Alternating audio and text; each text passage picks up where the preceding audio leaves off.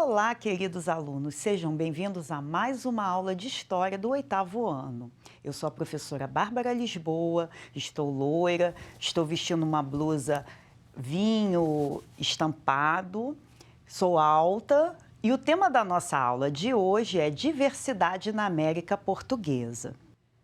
Vocês sabiam que a organização territorial das terras brasileiras no início da colonização eram bem diferentes das atuais? Os portugueses, quando chegaram nas terras brasileiras, encontraram uma diversidade de povos indígenas com culturas diferentes.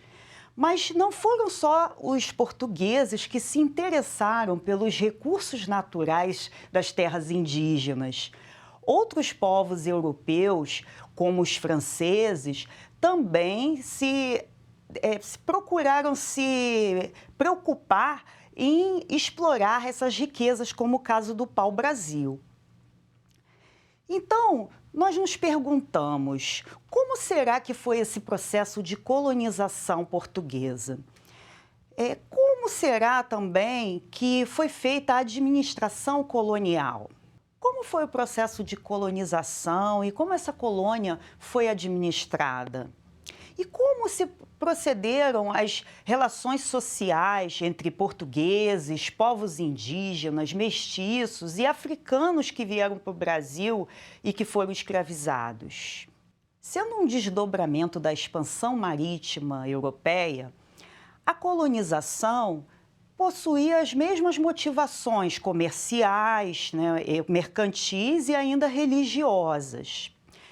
É interessante percebermos que povos distintos, com culturas diferentes, foram obrigados, foram forçados a conviver e estabeleceram diversas relações sociais nesse período da colonização. Então, povos indígenas, colonizadores portugueses, povos africanos, mestiços, todos tiveram esse processo de tensões, Muitas lutas foram travadas nessas relações e é isso que nós vamos perceber na nossa aula de hoje. Para efetivar a colonização, o governo português enviou uma expedição colonizadora, chefiada por Martim Afonso de Souza. Foi criada uma primeira vila em São Vicente em 1532. E a partir desse momento, o governo português cria o sistema de capitanias hereditárias. Essas imagens que vocês estão observando, tanto a imagem 1 quanto a imagem 2, são mapas antigos que fizeram uma tentativa de definir as capitanias hereditárias. Na verdade, as capitanias hereditárias eram grandes lotes de terras que foram doados a portugueses de posse. E a pessoa que recebia uma capitania era chamado de capitão donatário. Cada donatário ele era responsável por promover a colonização e tornar essas terras produtivas. E alguns obtiveram sucesso nessa tarefa, mas outros nem chegaram a tomar posse de fato.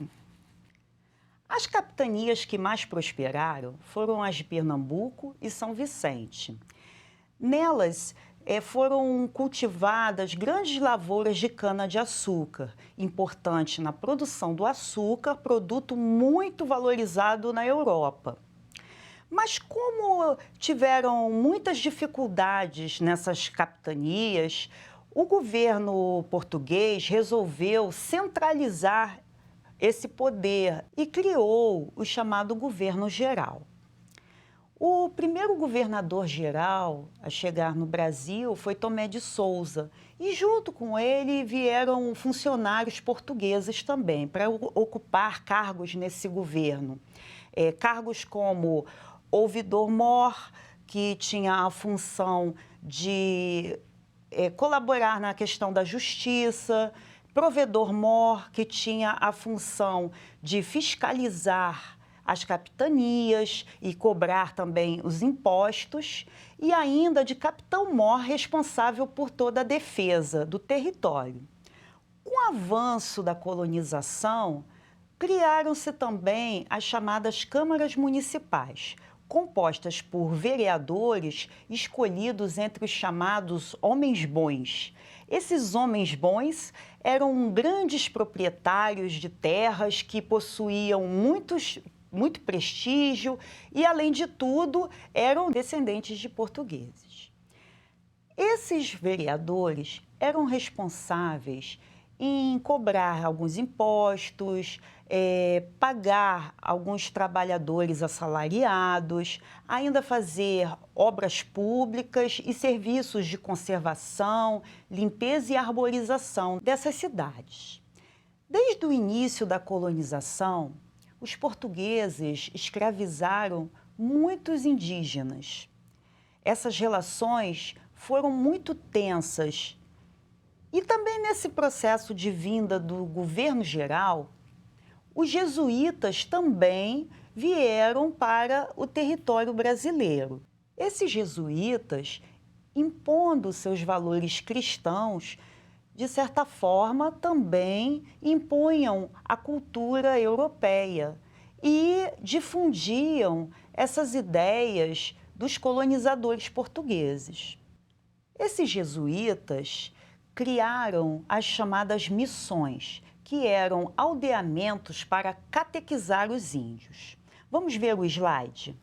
Na primeira imagem, nós podemos observar um cromo idealizado de José de Anchieta, que foi um jesuíta que chegou no período do segundo governo geral.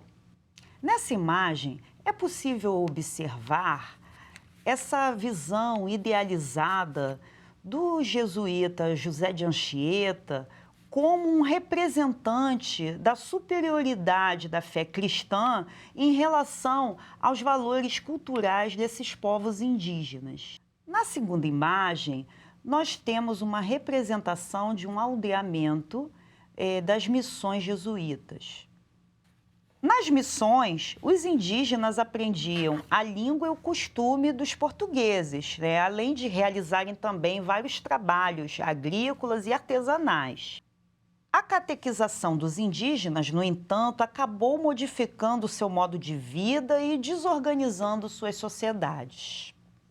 Um exemplo dessa influência cultural europeia através da educação desses padres jesuítas está na fundação do Colégio São Paulo, de Piratininga. Os jesuítas fundaram um colégio no Planalto, longe do litoral, com a intenção de catequizar os indígenas que viviam na região.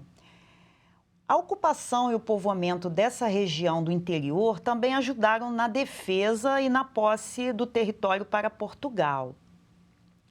Esse povoado que se desenvolveu ao redor desse colégio foi o que deu origem futuramente à cidade de São Paulo. É importante percebermos que nesse processo de colonização, de tentativa de escravizar os povos indígenas, ocorreram relações muito tensas. Essas tensões são possíveis de serem percebidas através das inúmeras lutas travadas entre o governo geral e os povos indígenas. Entre esses conflitos, podemos destacar não só as revoltas contra a escravidão e a catequese, como também algumas alianças estabelecidas entre alguns grupos indígenas e franceses contra o domínio português, assim como também grupos que se aliavam a portugueses contra os franceses. É importante destacarmos que, nesse contexto de tensões, havia uma diversidade de povos indígenas muito grande nesse período da colonização. Cerca de 1.300 povos habitavam o território brasileiro nesse momento e eles eram distribuídos entre grupos linguísticos, pelos troncos linguísticos, Tupi e Macro-G, como os principais. Haviam também outros grupos linguísticos, como os aruaques. Mas é importante lembrarmos que os contatos principais dos portugueses eram com os povos de origem tupi, que habitavam, em sua maioria, o litoral. Assim, na América Portuguesa, havia várias regiões econômicas e diversas sociedades. Nossa videoaula vai ficando por aqui. Não deixem de acessar o material Rio Educa. Mas antes de terminarmos, vamos ver o desafio? Observe a imagem ao lado. Mesmo marcado por tensões, a imposição da fé cristã aos indígenas nas missões era justificada por ideias de que a catequese seria um bem e uma salvação para os povos indígenas. Por que as missões contribuíram para a colonização portuguesa na América? Não deixem de estudar. Vamos nos despedindo e aguardo vocês no nosso próximo encontro. Até breve!